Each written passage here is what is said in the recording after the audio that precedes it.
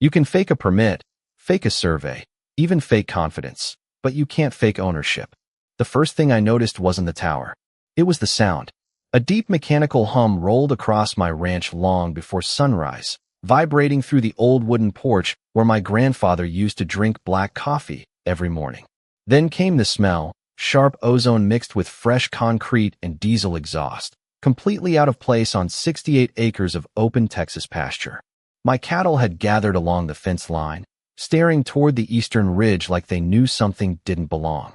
I climbed into my old Ford F-250 and followed the dirt trail that had carried 3 generations of my family across this land.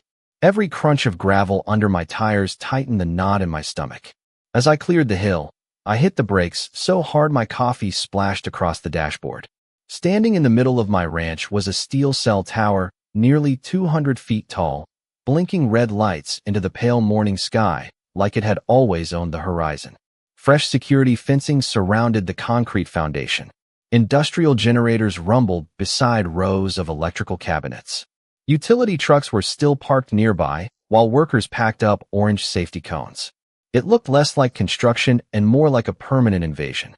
I stepped out, the cool morning breeze carrying the metallic scent of freshly cut steel. Before I could reach the fence, a man wearing a reflective vest held up his hand. "Sir, this is restricted property." "Restricted property? On my ranch." I laughed because my brain refused to process the sentence. Then another SUV rolled up behind me. White BMW. Spotless. Polished so perfectly it reflected the sunrise better than the tower itself. Victoria Hayes stepped out wearing spotless white tennis clothes that somehow looked expensive enough to survive a dust storm without collecting a single grain of dirt. She smiled the same way real estate agents smile when they're about to convince someone they've already lost. "Mr. Walker," she said, holding out a folder before I could speak. "According to the HOA's development agreement, this communications facility now serves the entire community. We appreciate your cooperation." I opened the folder. The first page wasn't a construction permit. It wasn't a lease. It wasn't even a purchase agreement. It was a trespassing notice with my name printed across the top. It warned that entering the fenced area could result in legal action. Legal action. Against me. On land my grandfather bought in 1962 with money he earned fixing tractors after the Korean War. I looked past her shoulder toward the blinking lights above the tower. Every second, invisible signals were racing through the air. Thousands of phone calls. Thousands of text messages. Business deals. Emergency calls. Streaming videos. Every single signal passed through equipment sitting on my family's land. Victoria must have mistaken my silence for surrender because she gave me one last practice smile before climbing back into her BMW. The convoy disappeared down my ranch road, leaving only the steady electronic hum echoing across the pasture. I stood there for a long time, breathing the smell of hot transformers and fresh concrete while the rising sun cast the tower's shadow across my grandfather's favorite grazing field. They thought they had built the future on my ranch. What they didn't know was that 6 months later, every signal leaving that tower would start paying rent to the one person they never bothered to ask. My name is Ethan Walker, and if there is one thing you should know about me, it is that I never wanted to fight anyone. I wanted quiet mornings, healthy cattle, and enough rain to keep the grass green through another Texas summer. My family had owned that ranch long before luxury subdivisions started creeping across the county. My grandfather, Samuel Walker, bought the original 40 acres in 1962 after spending years repairing tractors and farm equipment for neighboring ranchers. Every fence post on that property carried fingerprints from someone in my family. Every oak tree held memories that could not be measured by an appraisal.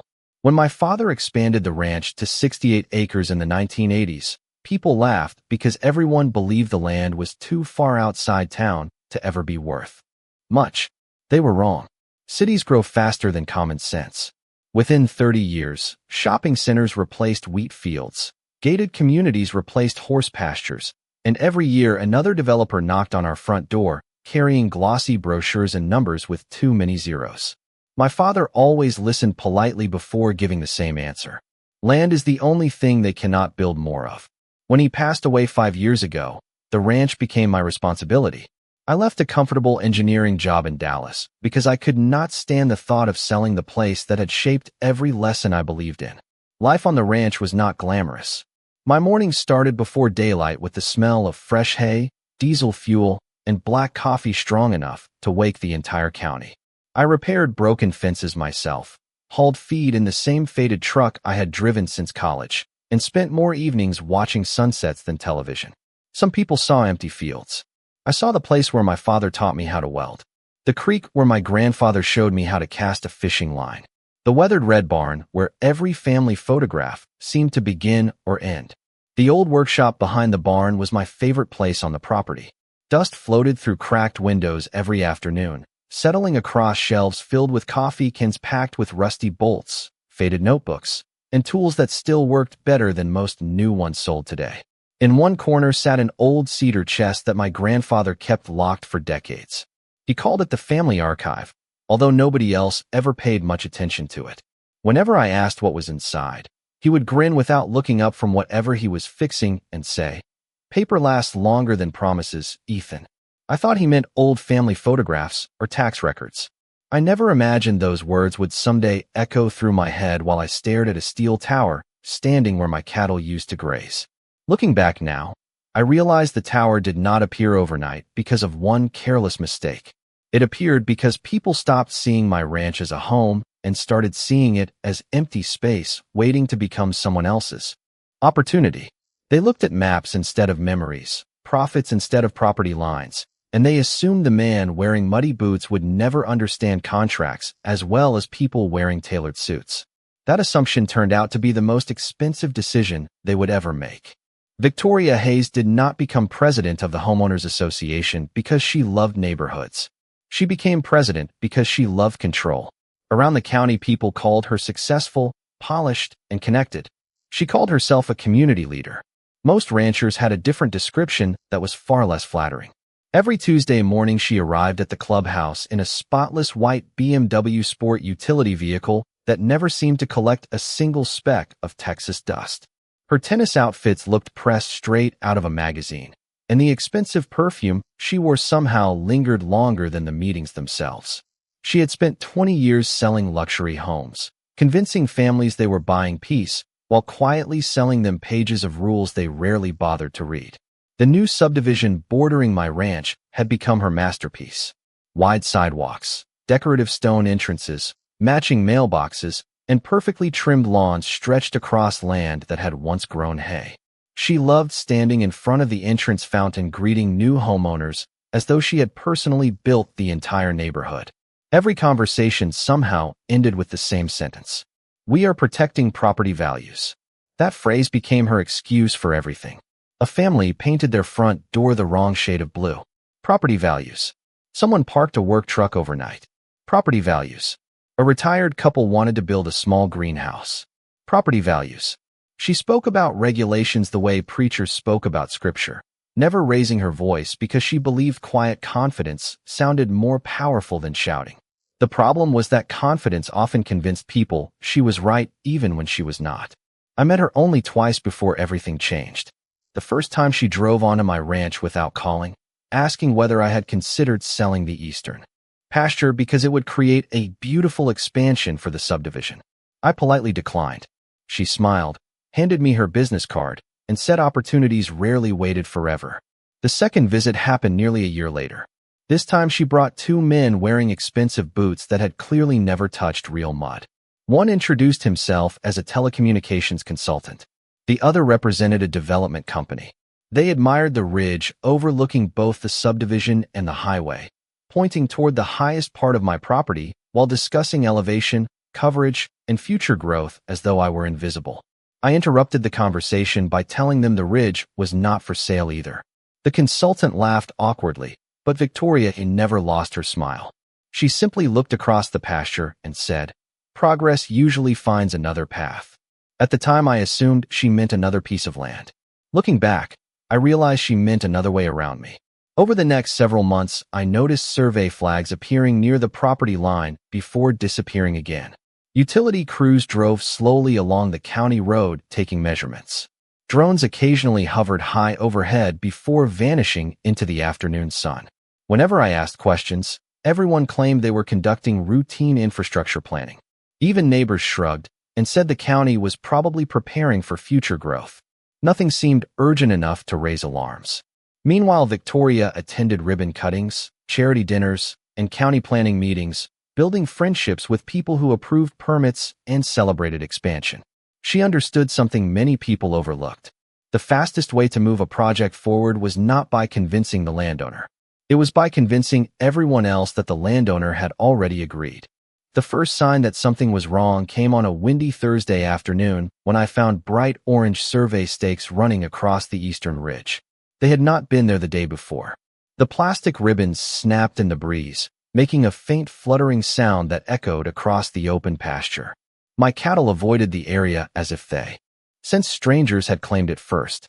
I pulled every stake out of the ground and stacked them beside the old fence, figuring some survey crew had wandered onto the wrong property. 2 days later they were back. This time there were twice as many, along with fresh tire tracks cutting through the grass still damp from an overnight rain.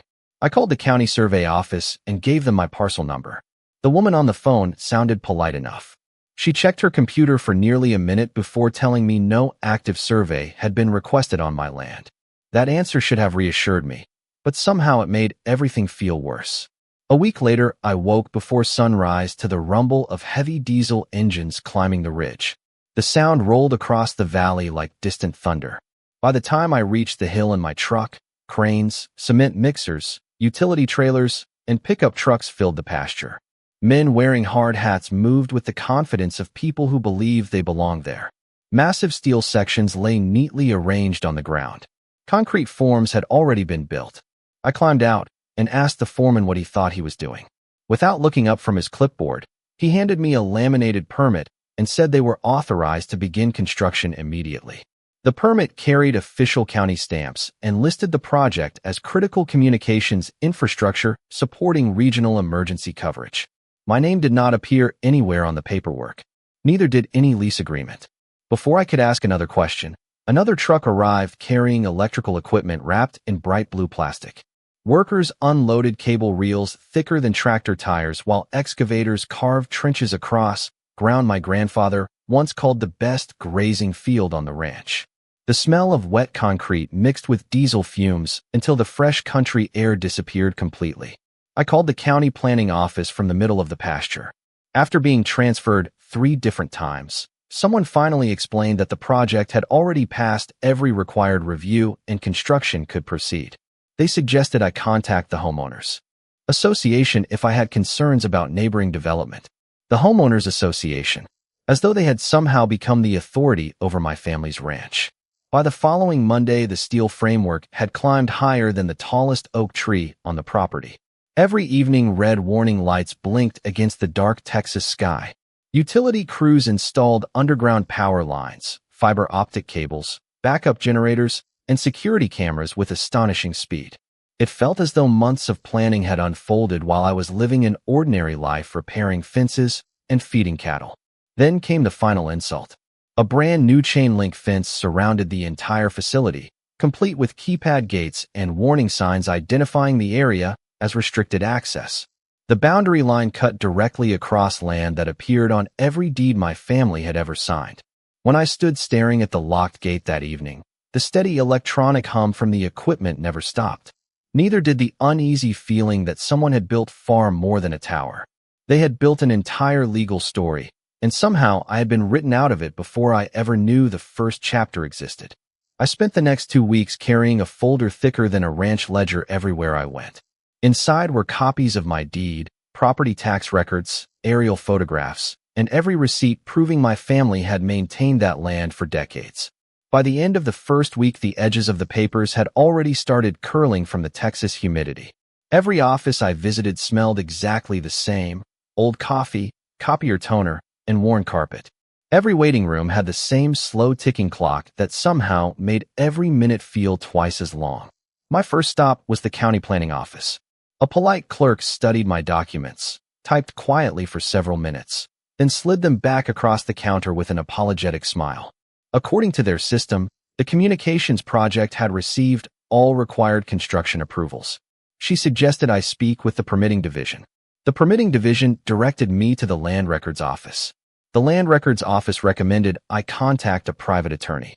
It felt like chasing a gate that moved every time I got close enough to open it. I hired the first real estate attorney recommended by a neighbor. His office overlooked the courthouse square, decorated with framed certificates and polished walnut shelves that smelled faintly of leather. He listened carefully, highlighted several pages, and finally leaned back in his chair. "Ethan, I understand why you are frustrated, but this could become very expensive.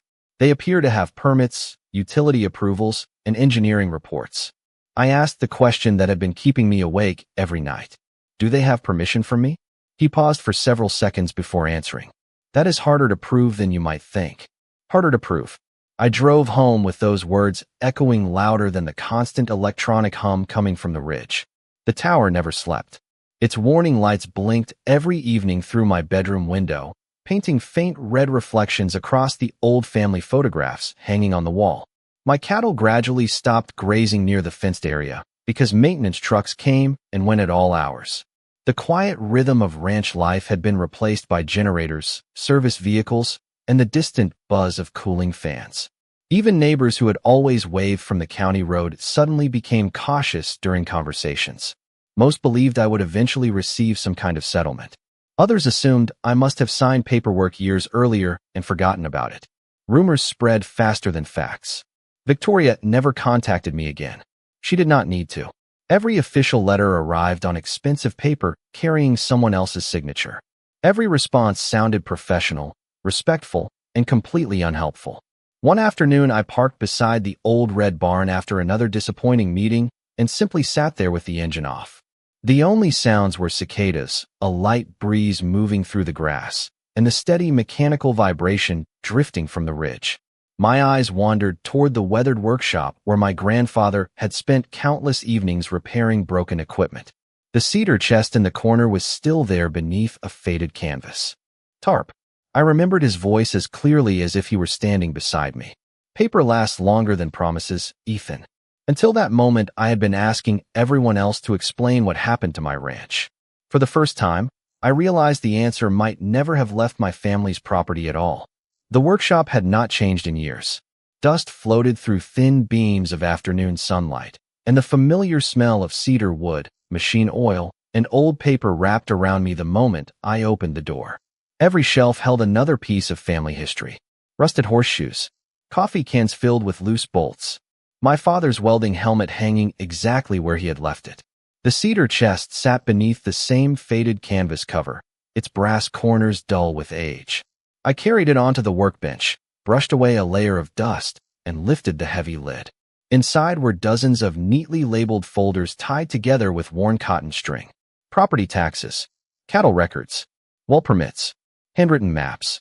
My grandfather had organized everything with the patience of a man who believed someone would eventually need every single page. Hours passed while I sorted through brittle documents that crackled softly every time I turned another sheet. Just before sunset, I reached a folder labeled East Ridge Easement, 1974. The paper felt thicker than everything else in the chest. Folded inside was a survey map drawn by hand beside a typed agreement carrying the original county seal. I unfolded it across the workbench and immediately noticed something every official I had spoken with seemed to have ignored. The easement did exist, but it was incredibly narrow. It allowed maintenance vehicles to cross a small section of the eastern ridge for utility access. Nothing more. No permanent structures. No commercial facilities. No exclusive possession. At the bottom of the final page, another paragraph had been added in different typeface than the rest of the agreement. Someone had clearly amended the document before it was recorded decades earlier. The language was precise enough to make my engineering background appreciate every word. Any installation generating recurring commercial revenue through communications equipment required a separately negotiated lease with the recorded landowner. I read the sentence 3 times before my pulse finally caught up with my eyes. The tower itself was not the strongest part of my case. The money flowing through it was. Every telephone call, every wireless connection, every data transmission depended on equipment sitting on land that still belonged to my family. I searched deeper into the folder and found handwritten notes from my grandfather describing conversations with the original utility company. One line stopped me cold. Never give away revenue rights. Access is temporary. Income lasts forever. Suddenly, every confusing piece of the puzzle started fitting together. The county had approved construction permits. Engineers had approved structural plans. Inspectors had approved safety requirements. None of those approvals replaced a private lease with the landowner. I spread every document across the workbench while evening crickets began singing outside the open door. The red warning lights from the tower flashed through the workshop window every few seconds, illuminating the old papers like a silent metronome. For the first time since that steel structure appeared on my ranch, I stopped feeling angry. Anger had pushed me in circles. Evidence pointed in only one direction. I reached for my notebook and began making a list instead of complaints. Licensed surveyor, telecommunications attorney, revenue specialist, engineering analysis. They believed the hardest part had been building the tower. They never imagined the real foundation of the entire project rested on one forgotten paragraph inside a cedar chest that had been waiting almost 50 years for someone in my family to finally open it. I did not call another attorney the next morning. I called an engineer who had spent 25 years designing wireless infrastructure across Texas. His first question surprised me. He did not ask who built the tower. He asked who owned the dirt underneath it. That was the first conversation in weeks that finally sounded like someone speaking my language. By the end of that afternoon, we were standing on the eastern ridge wearing work boots instead of polished dress shoes. The wind pushed steadily across the pasture while the tower released its constant electronic hum overhead. He studied the foundation, photographed every equipment cabinet, measured setbacks with a laser range finder, and quietly nodded to himself more than once. Before leaving, he looked at me and said, "Ethan, this is not just a communications site. This is a commercial revenue generator." Those 5 words changed the direction of everything. Instead of chasing arguments, I started collecting facts. A licensed surveyor spent 2 full days verifying every property marker my grandfather had installed decades earlier. Fresh survey pins lined up almost perfectly with the original handwritten map from the cedar chest. The final report showed the fenced compound remained entirely inside my recorded property boundary. Not partly, not approximately, entirely. Next came a telecommunications attorney from Austin whose office shelves held thick federal communications manuals instead of glossy real estate brochures. He read the easement agreement in complete silence, then smiled before placing it back on the conference table. "Most people argue about removing towers," he said. "You have something much more valuable." I asked what he meant. He tapped the final paragraph with his pen. Revenue rights. Suddenly, the entire strategy shifted. I no longer cared about shutting anything down. The tower was already built.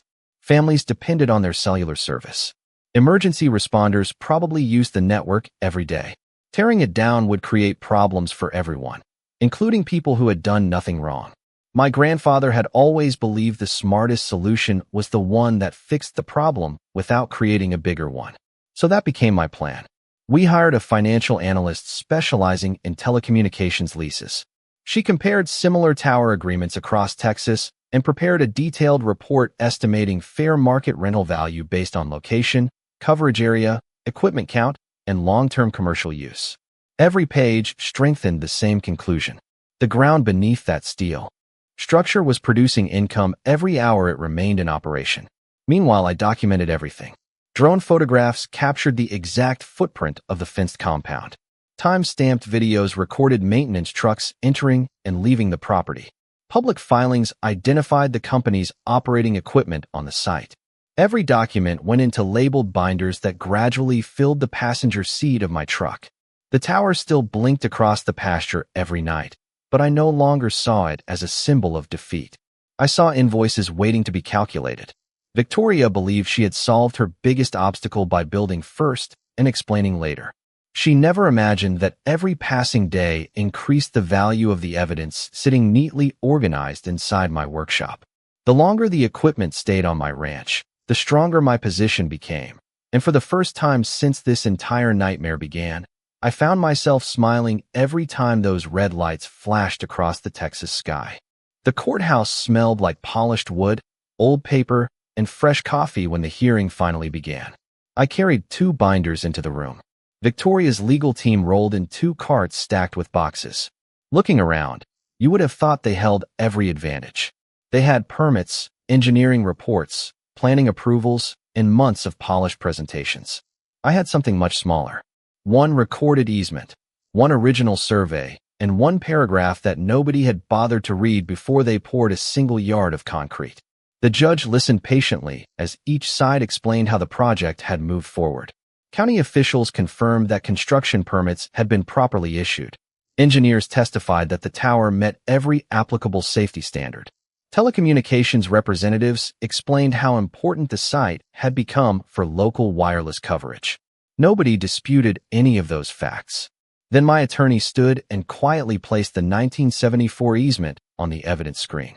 The courtroom became unusually quiet as the original language appeared line by line. Access for maintenance. Limited utility purposes. No permanent commercial structures. Without a separate lease executed by the recorded landowner. Revenue-producing communications facilities required independent written authorization. The attorney representing the telecommunications company adjusted his glasses and began flipping through his own documents with increasing urgency. Victoria's confident expression slowly disappeared. For the first time since this entire ordeal started, nobody was talking about zoning maps or construction approvals. Everyone was talking about ownership. The licensed surveyor testified next, displaying modern measurements beside my grandfather's original hand-drawn map. Every boundary marker aligned. Every fence line matched. Every inch of the fenced compound rested inside my property. The engineering consultant explained that while the tower itself served the public, the land beneath it remained private. The financial analyst followed with market comparisons showing what similar communication sites across Texas paid every year for lawful ground leases. The numbers were far larger than I had imagined when this fight first began.